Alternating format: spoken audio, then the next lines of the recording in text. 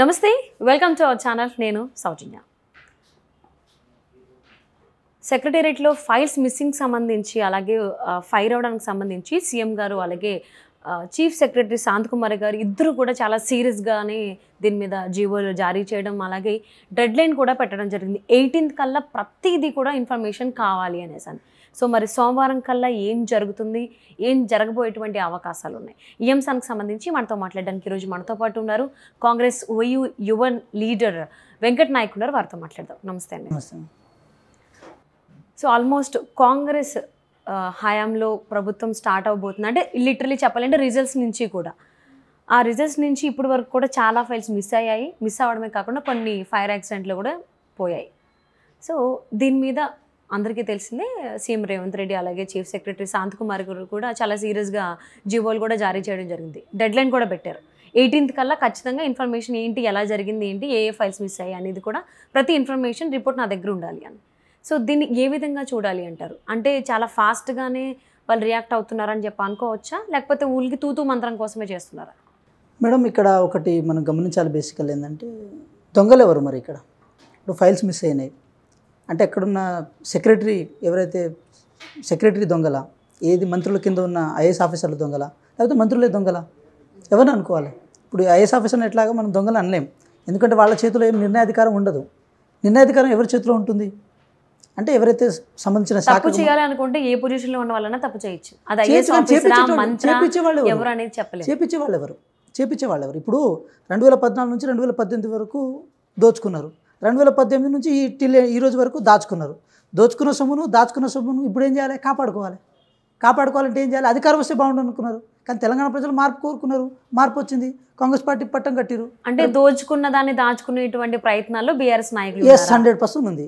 ఇప్పుడు సరే వాళ్ళు దొంగలు కాదు, వాళ్ళు మంచోళ్ళు, పతిత పావనులు అయ్యారు. ఇక అందరు ఇక మొత్తం ఇక సంసార పక్షంలో ఉన్నారని మనం అనుకుందాం మాట వరుసకి.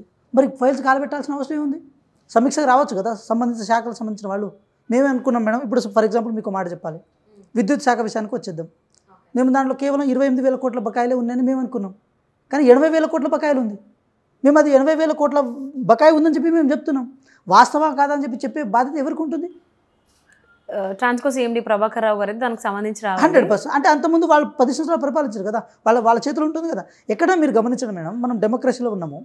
డెమోక్రసీ, బ్యూరోక్రసీ ఇవన్నీ కలిసి పనిచేస్తున్న క్రమంలో ఒక ఐఏఎస్ ఆఫీసర్లకు, ఐపీఎస్ ఆఫీసర్లకు మనం ప్రధానమైన ప్రాధాన్యత వాళ్ళకి ఇస్తాం. ఎందుకంటే వాళ్ళు కొంచెం అడ్మినిస్ట్రేటర్గా బాగా వర్క్ చేస్తారు, ట్రాన్స్పరెన్సీ మెయింటైన్ చేస్తారు, ఆన్సరబుల్గా ఉంటారని ఆ కోణంతో మనం వాళ్ళని సెలెక్ట్ చేసుకుంటాం. వాళ్ళని పదవుల్లో లేకుండా రిటైర్డ్ అయిన వాళ్ళని, నీ కోటర్లో ఉన్న వాళ్ళని, నెపోటిజాన్ని చూపించుకునే వాళ్ళని, చుట్టుపక్కల వాళ్ళని అందరినీ దీనిలో పెట్టుకుంటూ పోతే క్లియర్ కట్గా ప్రజలకు వాళ్ళ అభిష్టం మేరకు పరిపాలన జరుగుతుందని ఎట్లా అనుకుంటాం మనం? అనుకోలేం కదా. First point.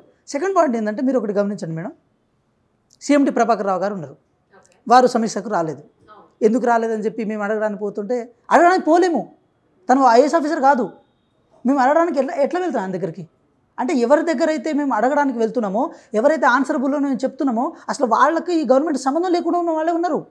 అలాంటి వాళ్ళతో కేసీఆర్ గారు కూటమి మెయింటైన్ చేశారు కదా. అంటే ఐఏఎస్ ఆఫీసర్లు అనేవాళ్ళు ప్రభుత్వం మారింది మారకపోవడానికి అసలు సంబంధం లేదు కదా.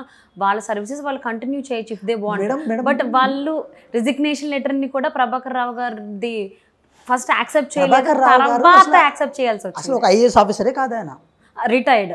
అది తెలిసింది. మేమేమంటాం అంటే రిటైర్డ్ వాళ్ళతో మీరు ప్రభుత్వాన్ని నడిపించేటప్పుడు వాళ్ళు ఆన్సరబుల్గా ఎందుకు ఉంటారు? వాళ్ళకి ఏం అవసరం వచ్చింది అంటున్నాను నేను. సో అదే ఇప్పుడు ఆ విషయం అందరికీ తెలిసిందే. అదే ఈవెన్ ప్రజలందరూ తెలుసుకున్నారు. ఈవెన్ ఇంతకు ముందు ఉన్నటువంటి అంటే సీఎం కాకముందు రేవంత్ రెడ్డి గారు కూడా అదే చెప్పారు.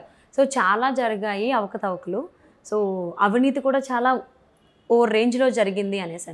సో అవి ఇప్పుడు వెలికి తీయడానికి ప్రయత్నాలు జరుగుతూ ఉన్నాయి. డెడ్ లైన్ కూడా పెట్టారు. ఇప్పటి వరకు డెడ్ లైన్ పెట్టలేదు రేవంత్ రెడ్డి గారు కావచ్చు, శాంతకుమార్ గారు కావచ్చు. ఇప్పుడైతే డెడ్ లైన్ పెట్టారు. 18th కల్లా ఖచ్చితంగా రిపోర్ట్స్ ఉండాలి అని, ఏ శాఖల్లో ఎంతెంత జరిగింది, ఏ ఫైల్స్ మిస్ అయ్యాయి అని. సో అవన్నీ కూడా జరుగుతాయా విత్ ఇన్ 1 డేలో? మేడం మేమేమంటాం, సో ఒక్కరోజు మాత్రమే ఉంది, ఈరోజు సాటర్డే. మేడం ఒక విషయం ఏంటంటే దొంగతనం జరిగిందని చెప్పి మేము చెప్తున్నాం. మేము ఎలిగేషన్ చేసినామా వాస్తవా కదా అని చెప్పి నిరూపించుకున్న బాధ్యత ఎవరికి ఉంటుంది? అన్న వాళ్ళే నిరూపించాలి కదా. నిరూపించాలంటే మాకు ఎవిడెన్సెస్ ఉండాలి కదా అక్కడ. సో నేను అదే మేమేమంటున్నాం మేడం, ఆ ఎవిడెన్సెస్ ఏవైతే పేపర్ రూపంలో, డిజిటల్ రూపంలో ఉన్న వాటిని తగలబెట్టాల్సిన అవసరం ఉంది, దొంగలించాల్సిన అవసరం ఉంది. మేము ఇప్పుడు ఇక్కడ అధికారం ప్రమాణ స్వీకారం చేయకంటే ముందే అన్ని ఎత్తుకుపోయారు కదా మేడం. కుర్చీలు కూడా ఎత్తుకుపోయారు మేడం. అవును, ఫర్నిచర్ కూడా తీసుకెళ్లారని మరి అంత చెప్పేసి. దారుణ స్థితికి ఏం దిగజారు మరి? ఓన్లీ అంటే ఫర్నిచర్, కొంతమంది కుర్చీలో కూడా దాచారా మేడం? అదే నేను అన్న ఓన్లీ ఫర్నిచరేనా, ఫర్నిచర్ వెనకాల ఏమేమి వెళ్ళాయి అనేది ఇంకెవరికి తెలంగాణ రాష్ట్ర తెలియదు. సంపదను కూడా దోచుకొని పోయారు. తెలంగాణ రాష్ట్ర సంపదని నేను అదన్న ఈ అవినీతి మీరు ఎలా బయటకు పెట్టేటువంటి ఆలోచనలో మీరున్నారా చెప్పండి ఫస్ట్ ఆఫ్ ఆల్. మేడం ఒక విషయం మేము క్లియర్ కట్గా చెప్తున్నాం. మిగులు రాష్ట్రంగా తెలంగాణ ఏర్పాటు చేసుకున్నాం. మిగులు రాష్ట్రంగా ఈరోజు ఆంధ్రప్రదేశ్ నుంచి కొట్లాడి తెలంగాణ సాధించుకున్న తర్వాత ఒక బంగారు తెలంగాణ నిర్మిస్తామని చెప్పి తెలంగాణ ప్రజల చెవిలో పూలు పెట్టి ఈరోజు తెలంగాణ రాష్ట్రంలో ఉన్న అప్పుల రాష్ట్రంగా మారిపోయింది తెలంగాణ రాష్ట్రం. ఇప్పుడు అది అక్షరాల 8 లక్షల కోట్లు ఉందంట. 3 లక్షల కోట్ల నుంచి 5 లక్షల కోట్ల నుంచి ఇప్పుడు 8 లక్షల కోట్లకు అది మారింది. దాని అర్థం ఏంటంటే తెలంగాణ రాష్ట్రంలో ఉన్న ప్రభుత్వం ఏర్పాటు చేసేంత వరకు ఈ బీఆర్ఎస్ పార్టీలో ఉన్న లుకలుకలు మాకు తెలిసే ఛాన్స్ రాలేదు. అంటే ఇప్పుడు వచ్చిన తర్వాత మేమేం చేస్తాం? ఒక క్లియర్ ఇప్పుడు దోచుకున్న సొమ్ము ఉంది మేడం. ఈ సొమ్ము ఎవరిది? ప్రజల సొమ్మే కదా. తెలంగాణ ప్రజల సొమ్ముని బయట పెట్టాల్సిన బాధ్యత ఎవరికి ఉంటుంది? తెలంగాణ ప్రభుత్వానికి ఉంటుంది. మాకు ఆ బాధ్యత ఉంటుంది కదా. నేను అదే అంటే ఆ బాధ్యత మీరు దానికి ట్రై చేస్తున్నారు కదా, is it possible? Yes, 100% possible. అదే నేను అడిగింది. డెడ్ లైన్ కూడా పెట్టడం జరిగింది అధికారులు. ఎట్లా పాసిబుల్ అవుతుందంటే మేడం, ఎట్లా పాసిబుల్ అవుతుందంటే ఈరోజు ప్రతి విషయంలో కేసీఆర్ గారు రీడిజైన్ పేరుతో పైసలు గుంజుకున్నారు. రీడిజైన్ చేయడం అంటే ఇప్పుడు నార్మల్గా ఉండే పొజిషన్ని కొంచెం మార్పు చేస్తే, హడావిడి చేస్తే ఆటోమేటిక్గా అది కొత్తగా కనబడుతుంది. ఆ కొత్తదనం నుంచి పైసలు తీసుకోవడం. కాళేశ్వరం అట్లా కావచ్చు, కొత్త ఇన్స్టిట్యూషన్ అట్లా కావచ్చు, సెక్రటేరియట్ అట్లా కావచ్చు, దాంతోపాటు వాళ్ళు నిర్మించుకున్న కొన్ని ప్రాజెక్టులు కూడా అట్లా కావచ్చు. ఈరోజు మీరు ఒకటి గమనించండి మేడం, అక్కడ మనకు సీతారామ ప్రాజెక్ట్ ఉంది. సీతారామ ప్రాజెక్ట్ చాలా తక్కువ కోట్లతో, అంటే దాదాపు ఒక 2,000 కోట్లతో ఉన్న ప్రాజెక్ట్ అది. దాన్ని 13,000 కోట్లకు మార్చారు. కేవలం రీడిజైన్ చేశారు అంతే. మరి రీడిజైన్ చేసినప్పుడు కెనాల్ డిస్ట్రిబ్యూషన్ సిస్టమ్ కూడా ఉండాలి కదా. దాని తగ్గట్టే ఎకరాలకు ఆయకట్టుకు నీరు పారాల్సిన అవసరం ఉంటుంది కదా. అంటే ఎక్స్పాండ్ నేచర్ అనేది ఉండదు. ఎక్స్పాండ్లో అంటే బెనిఫిషియరీ ఎక్కువ ఉండదు. కానీ అక్కడక్కడే సెంట్రలైజ్ అంటే సెంట్రల్ వేలో మొత్తం అక్కడే పైసలు దోచుకునే ప్రయత్నం చేశారు. దీనివల్ల ఎవరికి లాభం? తెలంగాణ ప్రజలకు లాభం కాదు, తెలంగాణ రైతులకు లాభం కాదు. ఈ రాష్ట్రంలో ఉన్న ఎవరైతే దొంగలు ఉన్నారో వాళ్ళను కలవకుండా దొంగలని మేము అంటాం. ఎందుకంటామంటే దోచుకున్న సొమ్ము మా సొమ్ము కదా. మా సొమ్ము దోచుకున్నారు. మాకు ఇప్పుడు మీరు ఒకటి గమనించండి మేడం, కేటీఆర్ గారు ఈరోజు అసెంబ్లీ సమావేశాలు కూడా మాట అన్నారు. నీళ్లు నిధులు నియామకాల కోసం తెలంగాణ కొట్లాడి సాధించుకుంటే ఆ ఆకాంక్షల కోసం మేము పనిచేసామని అన్నారు. ఏ నీళ్ళ కోసం మీరు కొట్లాడిరు? ఏ నిధుల కోసం కొట్లాడిరు? ఏ నియామకాలు చేపట్టరు మీరు? ఈరోజు కాళేశ్వరంలో లీకేజ్ జరిగింది. అదే లీకేజ్ టీఎస్పీసీలో జరిగింది.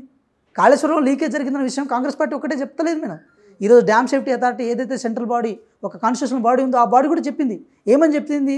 కాళేశ్వరంలో లుకలుకలు జరిగినాయి, కాళేశ్వరంలో పిల్లలు కూడడానికి ఇక్కడ ప్రభుత్వం యొక్క ప్రధాన పాత్ర ఉందని చెప్పి డ్యామ్ సేఫ్టీ అథారిటీ చెప్పింది.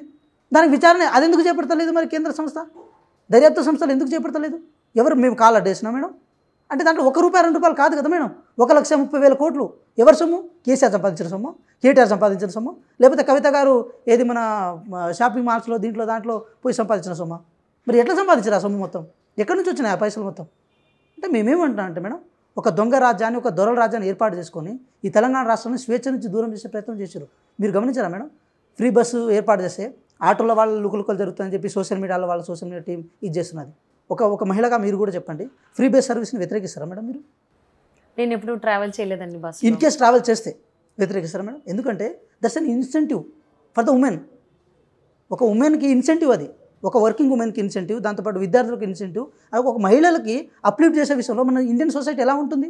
ఇండియన్ సొసైటీ అనేది ఉమెన్స్కి కిందికి సప్రెస్ చేసే విధానం ఉంటుంది ఇండియన్ సొసైటీలో.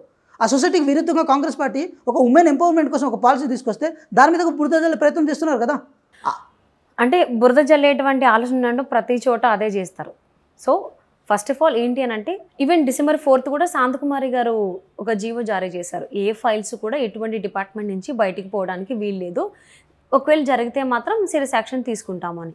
ఈవెన్ అలా ఆవిడ చెప్పిన తర్వాత కూడా చాలా ఫైల్స్ మిస్ అయ్యాయి. ఈవెన్ కొన్ని ఫైల్స్ అయితే ఫైర్ యాక్సిడెంట్లో కూడా పోయాయి అని చెప్పేసి అని చెప్తున్నారు. సో పలానా డిపార్ట్మెంట్లో ఫైల్స్ మిస్ అయ్యాయి అని చెప్పడానికి లేదు, ప్రతి డిపార్ట్మెంట్లోని ఫైల్స్ మిస్ అయ్యాయి. సో ఇలా మిస్ అవ్వడం వెనక సీరియస్గానే డెడ్ లైన్ కూడా పెట్టారు ఇద్దరు కూడా, సీఎం గారు కావచ్చు, సిఎస్ గారు కావచ్చు. సో మరి ఏ అధికారులు కూడా మీకు సపోర్ట్ చేయట్లేదు కాబట్టి దాన్ని ఎలా బయటకు తీస్తారు డెడ్ లైన్ పెట్టిన తర్వాత? అండ్ దట్ టుడే సాటర్డే, రేపు ఒక్కరోజు ఉంది సండే. ఈ ఒక్క రోజులో ఏం చేసి పలానా చోట్ల మాత్రమే ఇంతవరకు అవినీతి జరిగింది, ఇన్ని కుంభకోణాలు జరిగాయి, ఇన్ని అవకతవకలు జరిగాయని ఎలా నిరూపించగలుగుతారు మీరు? ఇది నా ప్రశ్న. ఏం చెప్తారు దీనికి? స్ట్రైట్గా సమాధానం ఏంటంటే, ఫైల్స్ దొంగలిస్తున్నారు అంటే దొంగతనం జరిగినట్టే. యాక్చువల్ మేము ఫైల్స్ని పట్టుకుందామని అనుకుంటున్నాం. కానీ డైరెక్ట్ దొంగలే పట్టుకుంటాం కదా. లిటరల్లీ గుమ్మడికాయల దొంగ ఎవరు అంటే భుజాలు తడుకున్నారు. అట్లా తప్పు ఎందుకు జరగకపోతే మేడం, ఫైల్స్ మిస్ చేయాల్సిన అవసరం లేదు కదా. అదే మరి దొంగలు వాళ్ళే కదా. ఇప్పుడు మీరే చెప్పండి, మరి ఇప్పుడు మీరు చెప్పండి దొంగలు ఎవరు? మరి నేను అందుకే ఫైల్స్ దొంగలు చెప్తాను, ఇచ్చిన వాళ్ళే దొంగలు కదా. మరి దొంగలు డైరెక్ట్ గా పట్టుకుంటాం. నేను అదే అంటున్నా, ఎంత జరిగింది ఏంటనేది డీటెయిల్స్ అయితే కావాలి కదా. జరిగింది అనేది కాదు, ఎంత పోయింది అనేది కూడా క్లారిటీ ఇవ్వాలి కదా. సో అది మీరు మేడం ఒక చేస్తున్నారు విషయం ఏంటంటే, ప్రయత్నంలో. ఇప్పుడున్న సొసైటీలో ఇప్పుడున్న టెక్నాలజీలో తీగ లాగితే డొంక కదులుతుంది. ఈ విషయం మనందరికీ అదే తెలిసిందే. అదే జరుగుతోంది ఇప్పుడు తీగ లాగుతాం మేడం, మేము తీగ 100% లాగుతాం. ఎందుకంటే ఏదో ఆశామాషి కోసం, దోబుచ్చులాడడం కోసం, అంటే ఇక్కడ మీకు అధికారులు అధికారులు రాలేదు support madam Congress party. Venkat Nayak garu, నేను చెప్పేది ఏంటంటే ఇక్కడ అధికారులు మీకు సపోర్ట్ చేయట్లేదు. రివ్యూ మీటింగ్స్ చాలా మంది రావట్లేదు, ఎందుకంటే రిటైర్డ్ ఎంప్లాయీస్ వాళ్ళందరూ కూడా. సో వాళ్ళు రావట్లేదు. వాళ్ళు ఎవరో రానప్పుడు కొన్ని ఫైల్స్ ఇలా మిస్ అయిపోయినప్పుడు అవి పేపర్స్లో కావచ్చు, లేకపోతే హార్డ్ డిస్క్లు కావచ్చు, పెన్ డ్రైవ్స్ కావచ్చు, ఇవన్నీ మిస్ అయినటువంటిది ఇన్ఫర్మేషన్ అయితే బయట నడుస్తూ ఉంది. సో ఇవన్నీ లేకుండా ఉన్నప్పుడు డెడ్ లైన్ పెట్టుకుని ఏ విధంగా బయటికి చెప్పేటువంటి అవకాశాలు ఉన్నాయని నేను అడుగుతున్నా. మేడం ఇప్పుడు ప్రక్షాళన దిశగా పోతున్నాం మేము. కొత్త కమిషనర్ని మార్చడం, దాంతోపాటు అంటే సిఎండి ఆఫీసర్స్ని, వీళ్ళని ప్రతి సెక్రటరీని మేము మారుస్తున్నాం. అంటే ఒక కొత్త లేయర్ని మేము ఏర్పాటు చేసుకుంటూ పోతున్నాం. అంటే పాత లేయర్ ఏదైనా ఉంటే తలాతోకలేని లేయర్ అది. ఎలా తలాతోకలు లేరు అంటే, మనం పట్టుకోవడానికి జుట్టు ఉండదు, పట్టుకోవడానికి తోక ఉండదు. అలాంటి వాళ్ళని పెట్టి కేసీఆర్ గారు మేనేజ్ చేశారు. ఇప్పుడు మేమేమంటాం, మా బాధ్యత ఏముంటుందంటే ఎంత పైసలు ఎక్కడ పోయినా, ఏ విధంగా ఖర్చు అయిందని చెప్పి ఒక క్లియర్ కట్ అయితే స్ట్రాటజీ ఉంటుంది. ఇప్పుడు కేటీఆర్ గారే చెప్పారు కదా, ఏమని చెప్పారు కేటీఆర్ గారు, అసెంబ్లీలో ఆడిట్ రిపోర్ట్ ఉంటాయి, ఆడిట్ రిపోర్ట్ చూసుకోండి, మీకు ఆటోమేటిక్గా ఇన్ఫర్మేషన్ వస్తుంది కానీ తనే చెప్పారు కదా. ఆడిట్ రిపోర్ట్లను మేము చూసుకుంటాం, కాదని అంటలేము. మిమ్మల్ని శ్వేతపత్రం రిలీజ్ చేయమని మేము అన్నప్పుడు శ్వేతపత్రం రిలీజ్ చేయలే. శ్వేతపత్రానికి ఆడిట్ రిపోర్ట్కు ఉన్న డిఫరెంట్ ఏంటంటే, ఆడిట్ రిపోర్ట్లో ఎంత ఖర్చు చేశారని ఉంటుంది, ఎక్కడ ఖర్చు చేసిరు, ఎట్లా ఖర్చు చేశారని చెప్పి ఒక ట్రాన్స్పరెన్సీ లెక్కలు ఉండవు. కానీ శ్వేతపత్రంలో అది ఉండేవి. కానీ దాన్ని కప్పిపుచ్చడం కోసం కేటీఆర్ గారు ప్రయత్నం చేశారు కదా. మా దగ్గర ఒక క్లియర్ కట్ అజెండా ఉంటుంది మేడం. ఎట్లా అజెండా ఉంటుందంటే, మీరు ఒక్కటే గమనించండి మేడం, నేను ఒక్కటే పాయింట్ చెప్తున్నా. దోచుకున్న సొమ్ము, దాచుకున్న సొమ్ము ప్రజల సొమ్ము. ప్రజల సొమ్మును ప్రజలకు తిరిగిచ్చే విషయంలో కాంగ్రెస్ పార్టీ ఎక్కడ ఒక శశబిషలకు పోదు, డౌట్లకు పోదు, ఎక్కడ కాంప్రమైజ్ కాదు. కానప్పుడు ఏంది, మాకు కావాల్సింది ఎవిడెన్సెసే కదా. ఆ ఎవిడెన్సెస్ ఇప్పుడు కాలబెట్టిన సంఘటన అయితే లేవు. సరే దాచి పెట్టొచ్చు, ఎత్తుకొని వెళ్ళొచ్చు.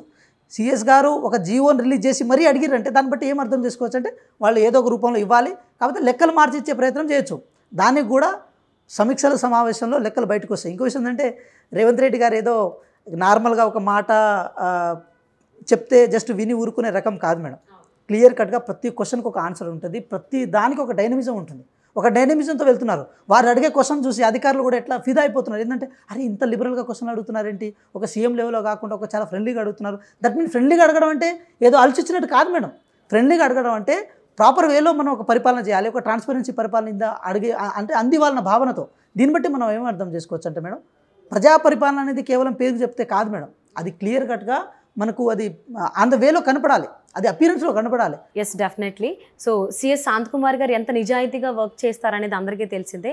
సో అదే ధీటుగా అంత అగ్రెసివ్గా అంటే ప్రతి డిపార్ట్మెంట్లో కూడా అవినీతి జరిగిందని అది తెలియజేయడానికి తెలంగాణ ప్రజలకి సీఎం రేవంత్ రెడ్డి కూడా అదే ప్రయత్నాల్లో ఉన్నారు. అందుకే ఇద్దరు సీరియస్గానే ఉన్నారు ఈ ఫైల్స్ మిస్సింగ్ సంబంధించి. సో 18th ఇది డెడ్ లైన్. సో ఆ రోజు ఏ డిపార్ట్మెంట్కి సంబంధించి ఎన్నెన్ని అవకతవకలు, కుంభకోణాలు జరిగిందని చెప్పి క్లియర్ కట్గా చెప్తామంటున్నారు. కాబట్టి వి వెయిట్ అండ్ సీ ఏం జరుగుతుంది ఏంటి అని. And thank you so much for spending your valuable time with us, Venkat Nayak గారు.